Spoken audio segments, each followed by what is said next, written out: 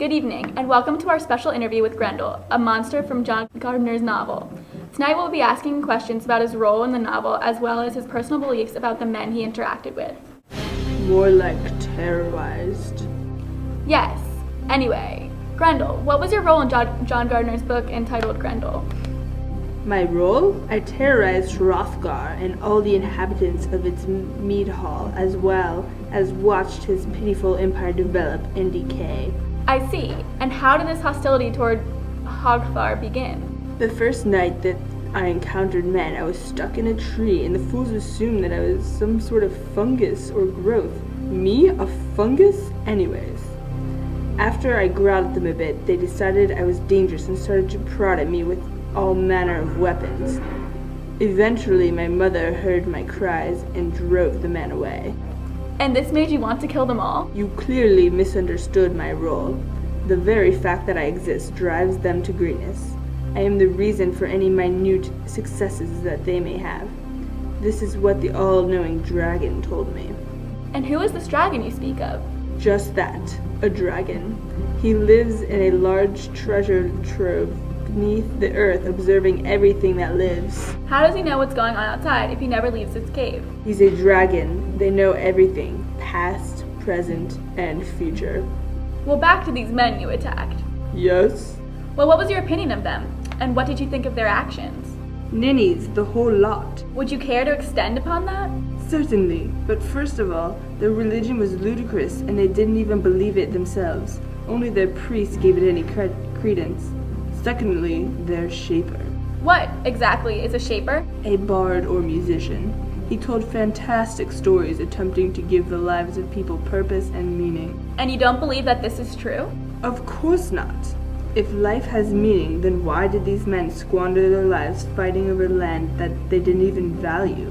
And why would I, a horrible monster, exist if life had a purpose? The dragon knows. He has watched the ages come and go, and he has told me that there is no purpose. Thank you for those cheery words. Back to your attacks on the mead hall. Why did you repeatedly attack it? Because that was the only thing in life worth doing. I was a monster, they were men. What more is there? By attacking them, I gained some sense of purpose in my life. But you said that life has no purpose. Which is why I had to make one. Like the shaper, I tied together those loose ends of reality with the antics of men, although my reality had a very different twist than his. Just like Unferth created the world that centered around his heroism, which was really only foolish zealotry. I did not want to become sluggish, mindless brutes that made up the rest of my race, and if killing humans have made that realism, then why not? You mentioned Unferth. Why is that you refused to kill him on your many raids into the mead hall? Because to kill him in combat would have served only to label him with the title he wanted, hero. By denying him the death he desired, I caused him to suffer shame. He would not kill himself, for that would be unheroic. Knowing this, I destroyed his entire fabricated world of heroes and honor. Other members of your race, where do they reside?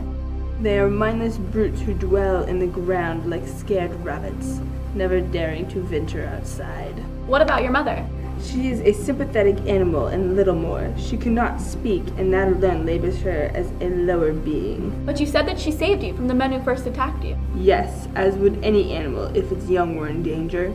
All the others have simply gone into mental atrophy with nothing to live for. Finally, Grendel, did you ever feel threatened by the men when you attacked them? Or were you confident in your success? Threatened? I should say not. The dragon on the last day that I visited him put a charm on me so that no blade could cut me, nor arrow pierce me, so I was quite well protected. Then how is it that you were killed? That dirty Geet tore off my arm, so I bled to death. And it never occurred to you that this could happen? Well, most of the men didn't come near enough to try it, so I had no reason to suspect it. The only reason the Geet was able to kill me was because I had come to him, assuming he was asleep, and then he pounced on me. Truly a harrowing tale. Thank you, Mr.